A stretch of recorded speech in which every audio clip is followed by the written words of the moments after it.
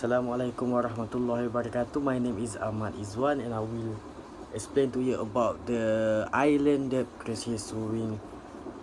In this topic, we will explain about how the island can involve in his debt crisis. So, before the crisis of islands, it is tempting to argue that the framework and indeed the very presence of the European Union and tourism have set the stage for the crisis. That condition could not have evolved in Ireland as they did in the absence of those institutions. That said, other eastern included islands to the fact that such successes as they were could be repeated outside the Eurozone. Iceland has exceeded Ireland by building a very large banking system on top of a small island economy, enabling the banking system to grow dependent on flying wholesale finance and enabling banks to over-engage in risky investment of reality asset innovation were not completely independent of the EU. With retrospect, the Irish banking system flow are blindly apparent. They had high loan to deposit ratio. Loan books were able to grow rapidly, something that would not have been possible without loan standard declining.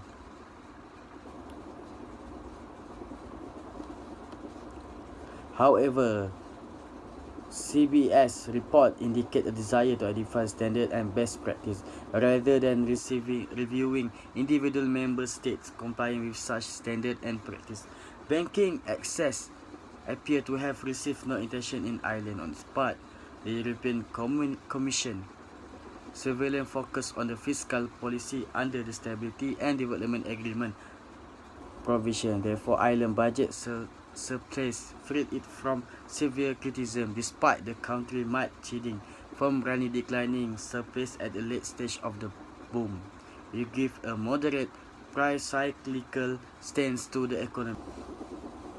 In the Ireland debt crisis, the EU and IMF tried to bail out Ireland debt crisis. At the end of November, the Irish government entered a multi-annual lending agreement with the EU and the IMF. The program includes proposal to implement an expected 15 billion in structural change over the period from 2011 to 2014. The EU and IMF tried to help Ireland to get out from the debt crisis, and nothing changed, and the island keep involved in the debt crisis. And lastly, what we can learn from the island debt crisis that the debt will most likely be considered manageable in such a scenario. Nevertheless, if Ireland falls short of the goal set in the current reform plan and the debt outlook look worse in 2013, then there would rise the question of having to restructure private sector debt.